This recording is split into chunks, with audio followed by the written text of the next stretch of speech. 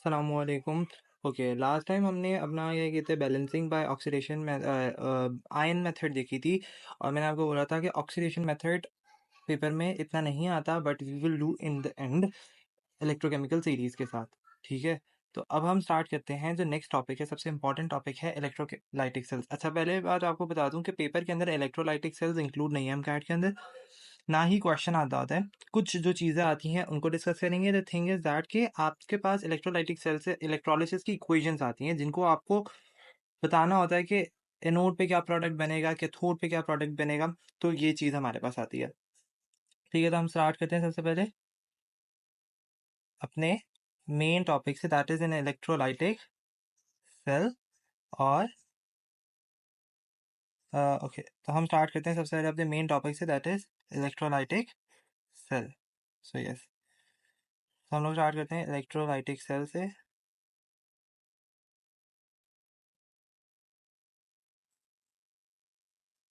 Electrolytic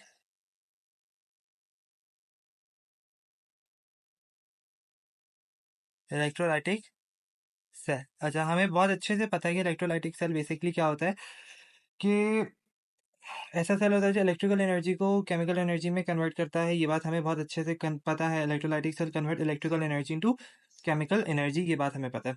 अब हमारे पास किस तरीके से करता होता है, हमारे पास की जो कंस्ट्रक्शन होती है वो कुछ इस तरीके से होती है हमारे पास, कि ये एक हमारे पास ट्यूब होती है जिसके अंदर आप दो इलेक्ट्रोड डालते होते हो। एक पॉजिटिवली कनेक्टेड एनोड होता है, एक एनोड होता है, और एक कैथोड होता है। आप उनको बैटरी के साथ कनेक्ट करते हो इस तरीके से, और आपने इनको डिप किया होता है किसी भी इलेक्ट्रोलाइट के अंदर, दैट इज बेसिकली कोई भी हमारे पास हो। तो ये चूंकि पॉजिटिवली चार्ज है, ये मेरे पास नेगेटिवली चार्ज है। ठीक है, और मैंने इसके अंदर कोई मोल्टन सोल्यूशन डाला हुआ है NaCl का, इस तरीके से। तो मैंने कोई NaCl का सोल्यूशन डाला हुआ है, ठीक है, इस तरीके से Na ions and chloride ions. तो इलेक्ट्रोलाइटिक सेल में अभी तक हमने ये बात देखी कि हमारे पास एनोड होगा, कैथोड होगा, और साथ के साथ हमारे पास इलेक्ट्रोलाइट होगा। अब क्या होता है कि हमारे पास क्या काम होता है कि जो NaCl होता है इस तरीके से, जब भी सोल्यूशन की फॉर्म में डालते हैं ये टूट जाता है हमारे पास Na आइंस में और प्लस क्लोराइड आइंस में। अब हमने देखा कि चूंकि हमने इलेक्ट्रोड्स को बैटरी के साथ कनेक्ट किए हुए थे, तो जो पॉजिटिवली चार्ज है वो क्या हो गया हमारे पास, एनोड हो गया। ठीक है, जो पॉजिटिवली चार्ज है उसका नाम मैंने क्या रख दिया, एनोड हो गया। और जो नेगेटिवली चार्ज है वो क्या हो गया मेरे पास, कैथोड हो गया। अब वही फिजिक्स का रूल लगेगा कि पॉजिटिव आइन की तरफ, पॉजिटिव चार्ज की तरफ नेगेटिव आइन जाएगा, यानी क्लोरीन हमारे पास किसी तरफ जाएगा, एनोड की तरफ। और जो सोडियम सोडियम आइन है वो किसी तरफ जाएगा, कैथोड की तरफ। तो कुछ रिएक्शंस हो जाएंगे, रिएक्शन एट, अब क्या होगा, रिएक्शन एट एनोड होगा। इससे दो कंक्लूजन निकलेंगी हमारे पास, और यानी दो कंक्लूजन, या आप कह सकते हो दो MCQs निकलेंगे हमारे पास। क्या निकलेंगे MCQ? सबसे पहले MCQ ये होगा, तो एनोड पर रिएक्शन क्या होगा हमारे पास, क्लोरीन जो मौजूद था नेगेटिव आयन फॉर्म में, वो अपना इलेक्ट्रॉन लूज करेगा और वो Cl2 की गैस की फॉर्म में निकल जाएगा। ठीक है, चूंकि वो डायटोमिक स्टेट में एग्जिस्ट करता है तो दो इलेक्ट्रॉन निकलेंगे, और आप इस इक्वेशन को बैलेंस कर दोगे, दो क्लोराइड आयन होगा। ठीक है, अब ये जो दो क्लोरीन है और जो इलेक्ट्रॉन निकले, ये हमारे पास एक्सटर्नल वाई के जरिए से यू मूव करेंगे, मूव करते करते करते करते करते जाएंगे कैथोड पे जाएंगे। अब कैथोड पे मौजूद सोडियम है, कैथोड पे मौजूद क्या है, सोडियम। सोडियम को एक इलेक्ट्रॉन चाहिए, तो सोडियम क्या करेगा, वो एक इलेक्ट्रॉन ले लेगा और डिपॉजिट होने लग जाएगा सोडियम मेटल की फॉर्म में। तो क्लोरीन कन्वर्ट हो गया किसके अंदर, अपनी गैस के अंदर, और सोडियम आइन कन्वर्ट हो गया किसके अंदर, सोडियम मेटल के अंदर। तो आपने क्या देखा कि आपके पास दो प्रोडक्ट्स बने। एक प्रोडक्ट NaCl से क्या बन गया, यानी आपने सोडियम क्लोराइड डाला और आपके पास क्या प्रोडक्ट बना, आपके पास एक सोडियम मेटल आपने एक्सट्रैक्ट कर लिया और एक क्लोरीन गैस एक्सट्रैक्ट कर ली। अच्छा, तो एक बात पता चली कि एनोड पर एक MCQ है, दो MCQs हैं, इनको हाईलाइट कर दो। तो MCQ क्या है हमारे पास, एनोड पर कौन सा रिएक्शन हुआ, इलेक्ट्रोलाइटिक सेल के अंदर रिडक्शन हुई, कि लॉस ऑफ इलेक्ट्रॉन हुए। और इस पे क्या हुई, ऑक्सीडेशन हुई, that is gain of electron हमारे पास हो गया। ठीक है, और फिर इंपॉर्टेंट बात यह है कि हमारे पास फ्लो ऑफ इलेक्ट्रॉन्स कहाँ से होता है, फ्रॉम एनोड टू, तो इसको आप नोट करके लिख लो, नोट electrons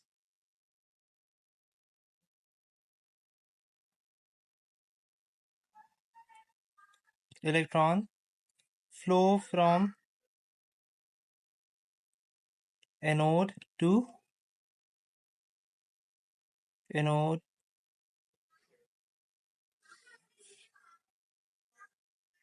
to cathode। ये बात हो गई हमारे पास, node electrons flow from anode to cathode, ये बात हमें कंफर्म हो गई है। अब हमारे पास ये आपने मोल्टन फॉर्म में डाला। अब जो क्वेश्चन ये उठता है इलेक्ट्रोलाइटिक सेल के अंदर, जो सबसे इंपॉर्टेंट बात होती है कि ये तो एक बहुत सिंपल, आपने NaCl मोल्टन फॉर्म में डाला था। अब अगर आप कोई भी सोल्यूशन इलेक्ट्रोलाइट उसकी एक्वस फॉर्म में डालते हो तो प्रोडक्ट एनोड पर क्या होगा और कैथोड पर क्या होगा, इससे बहुत क्वेश्चन उठते हैं। ठीक है, इससे बहुत ज्यादा क्वेश्चन उठते हैं कि आपने अगर हमारे पास एक्वस सोल्यूशन ऐड किया तो इसको हम ऐड करते हैं इस तरीके से।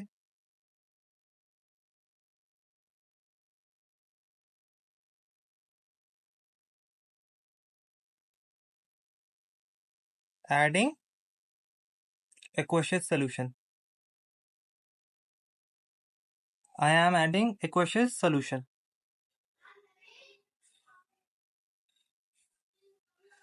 aqueous solution मतलब कि फॉर एग्जांपल मैंने क्या डाला, NaCl का aqueous solution डाला, तो NaCl को मैं डिसॉल्व करूंगा किसके अंदर,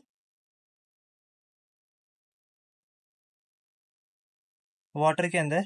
तो मेरे पास इस तरीके से ये आएगा, या आप एडिंग एक्वस सोल्यूशन नोट। अब एक्वस सोल्यूशन ऐड करोगे तो आपके पास क्या सीन होगा, ये बहुत इंपॉर्टेंट है, इस बात को देखना है हमारे पास। Let me draw the diagram again, एक डायग्राम बना लेते हैं ताकि आसानी हो।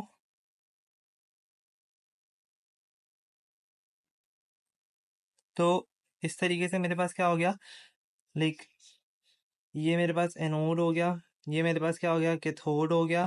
ठीक है, ये पॉजिटिवली चार्ज है, ये नेगेटिवली चार्ज है। ठीक है, and I have dipped into the solution. तो अब आप देखो, तो आपके पास क्या हो गया, हमें पता है एनोड क्या चार्ज होता है, एनोड पे क्या चार्ज होता है, पॉजिटिव चार्ज, और कैथोड पे क्या चार्ज होता है, नेगेटिव चार्ज। अब इसके अंदर हमारे पास आइंस देखो, कितने किस्म के आयन हो जाएंगे, दो पॉजिटिव आयन होंगे इस तरीके से, सोडियम पॉजिटिव होगा और एक H+ आयन पॉजिटिव होगा। इसी तरीके से मेरे पास क्लोरीन नेगेटिव आयन होगा और एक OH नेगेटिव आयन होगा, इस तरीके से। तो मैंने, क्योंकि हम लोग क्या ले रहे हैं, एक्वस सोल्यूशन ले रहे हैं, नहीं हमने NaCl को या किसी भी कंपाउंड को किसके अंदर डिजोल्व करके डाला, वाटर के अंदर डाला। और हमारे पास आइंस की कुछ कैटेगरी यूं हो गई कि क्लोराइड आयन और OH आयन। ठीक है, अब आपने, और पॉजिटिव में आपके पास Na आइंस और H+ आयन। अच्छा भाई, अब हमारे पास कंपटीशन कुछ यूं होना है। अब हमारे पास इधर आ जाता है, अब देखो पहले तो हमारे पास क्या थे, दो आइंस मौजूद थे, एक सोडियम था एक क्लोराइड आयन था। आपके लिए आसानी होगा, आपने बता दिया कि प्रोडक्ट एट एनोड क्या है, कैथोड क्या है। तो अब MCQ ये आता है, कुछ भी आपको वो दे सकता है। MCQ क्या आता है,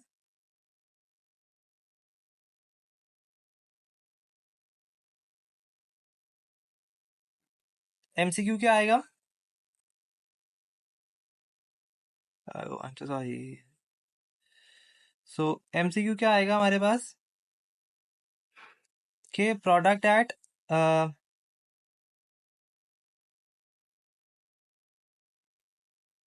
एनोड और प्रोडक्ट एट कैथोड। अब आप बताओ कि एनोड पर क्या प्रोड्यूस होगा, कैथोड पर क्या प्रोड्यूस होगा। अब आपके पास आ गया कंपटीशन, दो आइंस के दरमियान में कंपटीशन, यानी इस पे भी आपके पास कंपटीशन है, नेगेटिव आइंस में भी कंपटीशन आ रहा है और पॉजिटिव आइंस में भी हमारे पास कंपटीशन आ रहा है। तो अब आप क्या करोगे, जो नेगेटिव आइन और पॉजिटिव आइन में कंपटीशन है, कैसे करोगे, अब आपने इधर फॉलो करना है इलेक्ट्रोकेमिकल सीरीज को। अच्छा भाई, अब इलेक्ट्रोकेमिकल सीरीज क्या है हमारे पास, अच्छा, तो अब इलेक्ट्रोकेमिकल सीरीज में एक जर्नल बात अभी बता रहा हूँ, डिटेल में एंड में हम पढ़ेंगे, अभी नहीं पढ़ेंगे, अभी मैं पढ़ा नहीं अभी लाइक फायदा नहीं है, अभी एक जर्नल बात करनी है। तो सबसे पहले हमारे पास एन आइंस का रोल देखना है। सबसे पहले हम नेगेटिव आइंस को देखना है कि नेगेटिव आइंस किस ऑर्डर में फॉलो करते हैं। तो नेगेटिव आइंस के लिए आपने ये ऑर्डर या निमोनिक तो नहीं है, आपने ऑर्डर याद रखना है फॉर एनाइंस,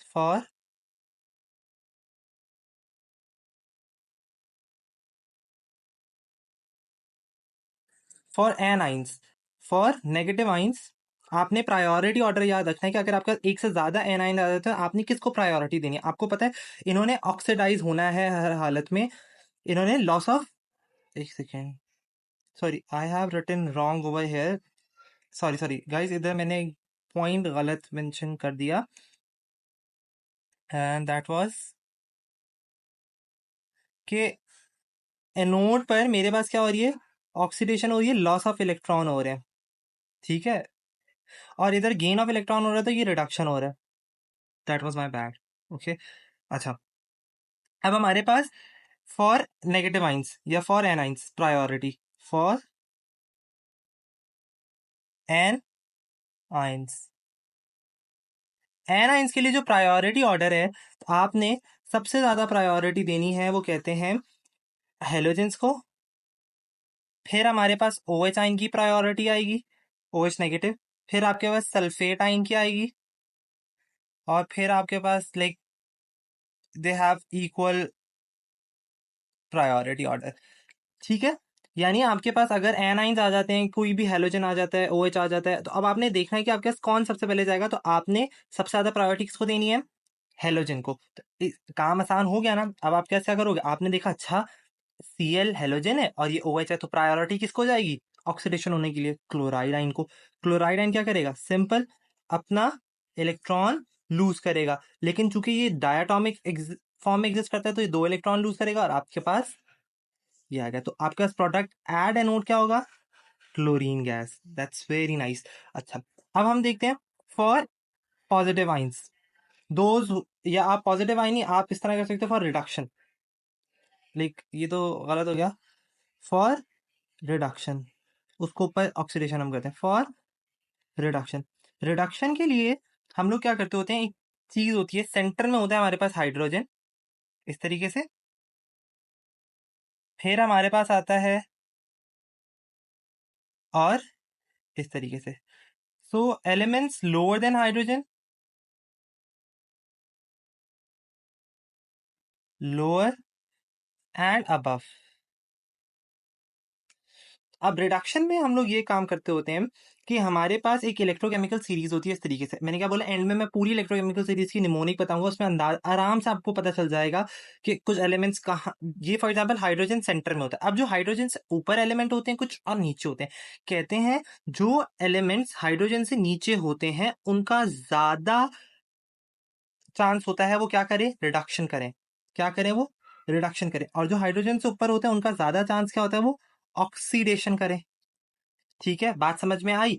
जो नीचे होते हैं वो ज्यादा ऑक्सीड रिडक्शन करेंगे, और जो ऊपर होंगे वो क्या करेंगे, ऑक्सीडेशन करेंगे, मतलब उनके चांस कम होगा। तो इससे ही बात पता चली कि इलेक्ट्रोकेमिकल सीरीज में अब हमारे पास दो एलिमेंट्स का कंपटीशन हो गया है, जो नीचे वाला वो हमेशा एलिमेंट होगा वो ज्यादा चांस होगा कि वो रिड्यूस करे, और ऊपर वाले का क्या चांस होगा, वो क्या करे, ऑक्सीडाइज करे, क्योंकि डाउन द ऑक्सीडेशन, ये जो हमारे पास इलेक्ट्रोकेमिकल सीरीज है, इलेक्ट्रोकेमिकल सीरीज जहां पे एलिमेंट्स अरेंज हुए हैं उनके रिडक्शन पोटेंशियल के हिसाब से, ऑक्सीडेशन पोटेंशियल के हिसाब से, तो आपके पास रिडक्शन पोटेंशियल क्या है, एबिलिटी टू, रिडक्शन पोटेंशियल क्या है हमारे पास, ability to gain the electron, हमें पता है कि वो कितना गेन करा इलेक्ट्रॉन। तो डाउन द ग्रुप, मतलब down the electrochemical series reduction potential क्या हो जाता है, पॉजिटिव हो जाता है, और जब कोई चीज पॉजिटिव है तो उसका मतलब वो ज्यादा है, ठीक है।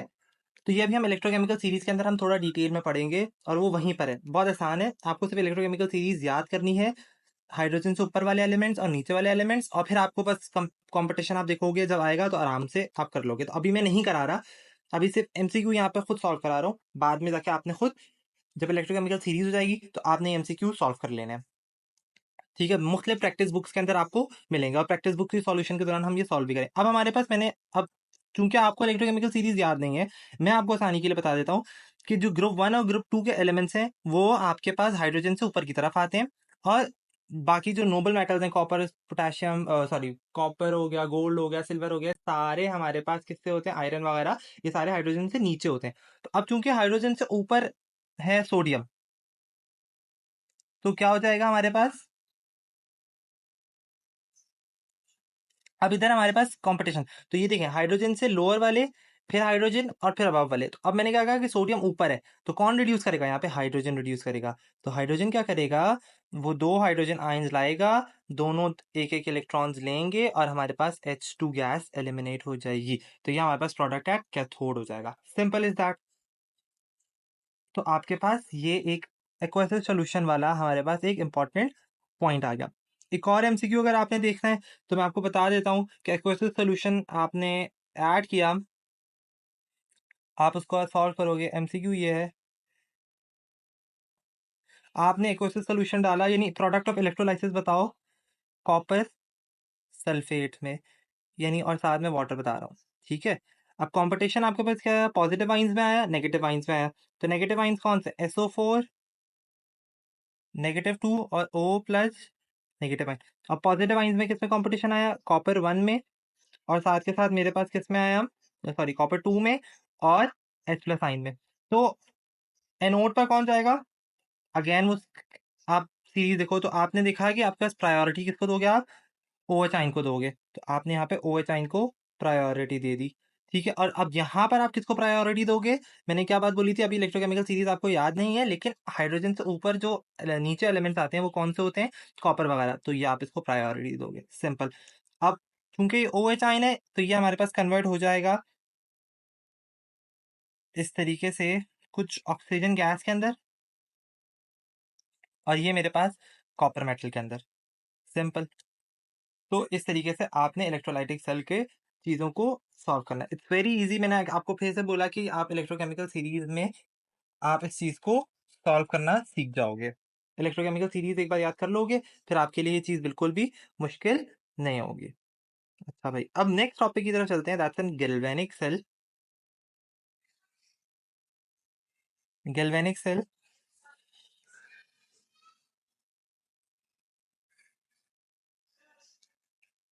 दैट इज गैल।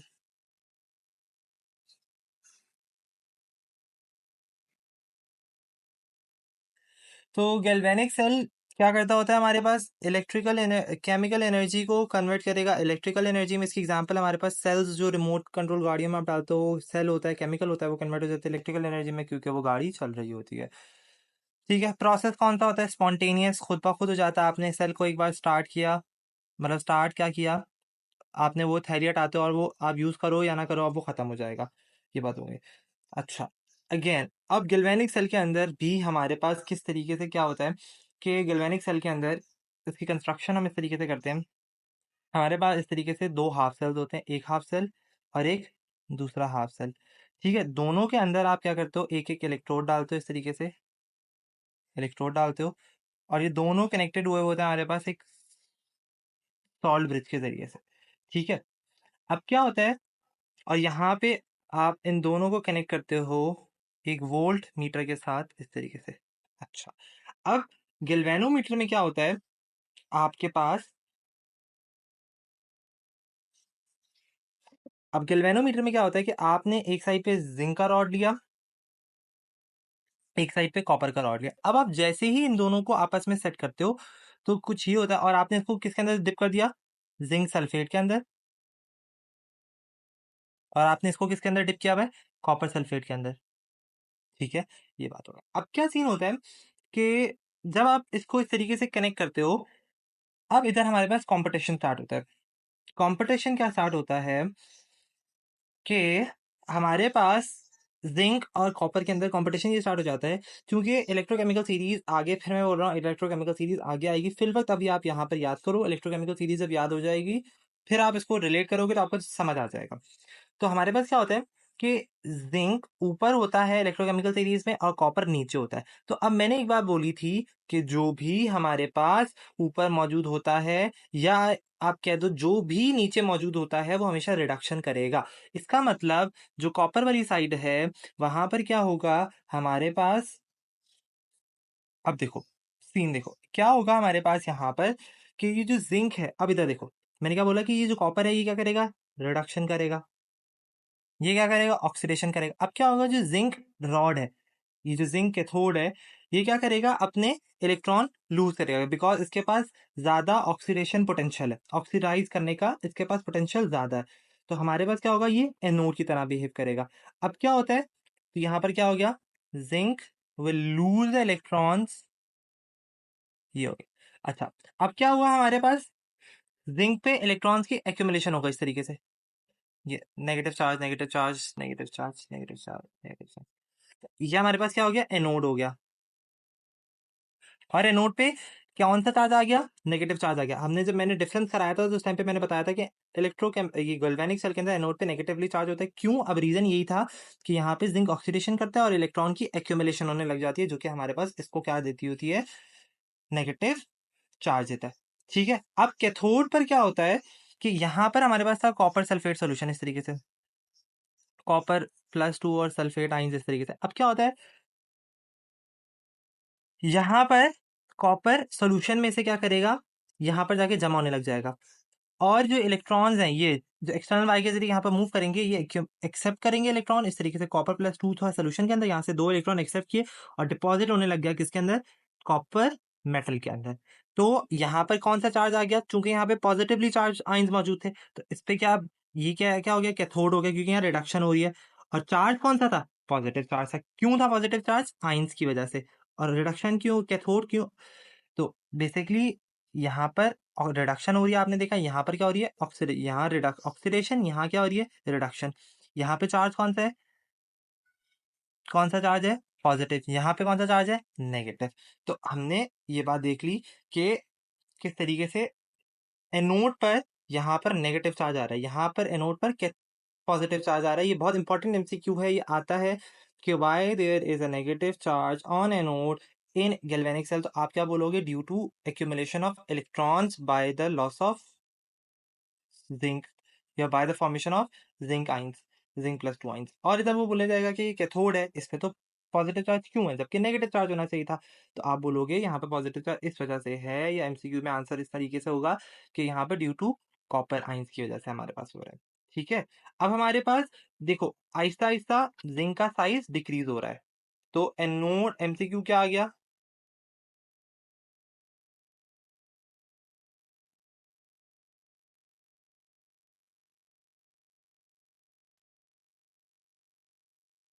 Size of anode decreases. अच्छा, अब इंपॉर्टेंट एमसीक्यू क्या है, हमारे पास सॉल्ट ब्रिज, सॉल्ट ब्रिज का क्या काम है,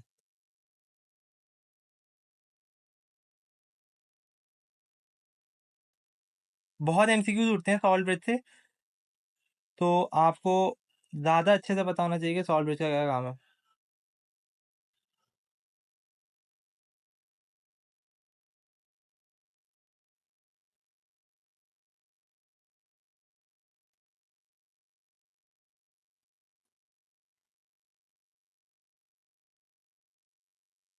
तो सॉल्ट ब्रिज का बेसिकली काम क्या है, हमारे पास न्यूट्रलिटी मेंटेन करता होता है।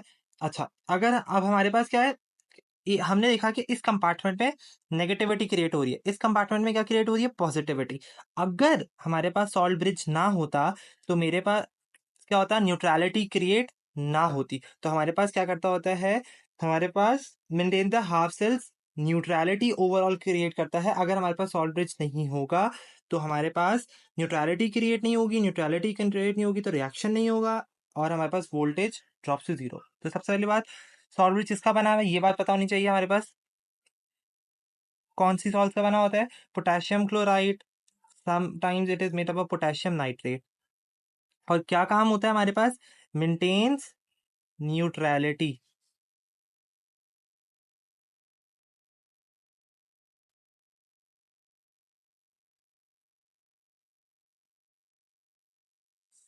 Maintains neutrality in half sales.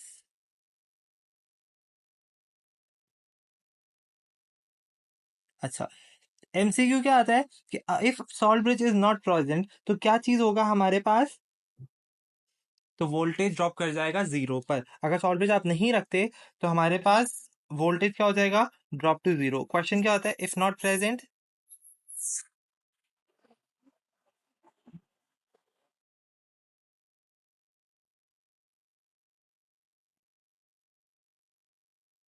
Then voltage drops to 0। ये एक एमसीक्यू आता होता है, पास पेपर क्वेश्चन था। If not present then voltage drops to 0। ठीक है, ओके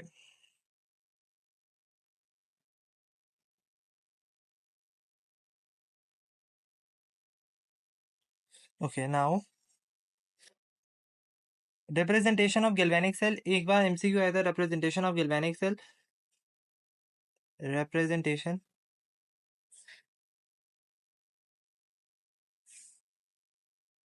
तो रिप्रेजेंटेशन इस तरीके से होती है कि zinc is converted into zinc plus ion.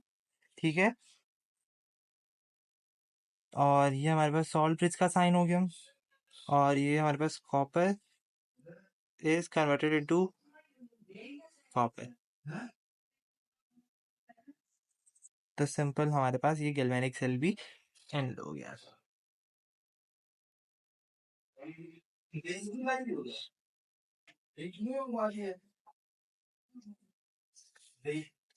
Okay,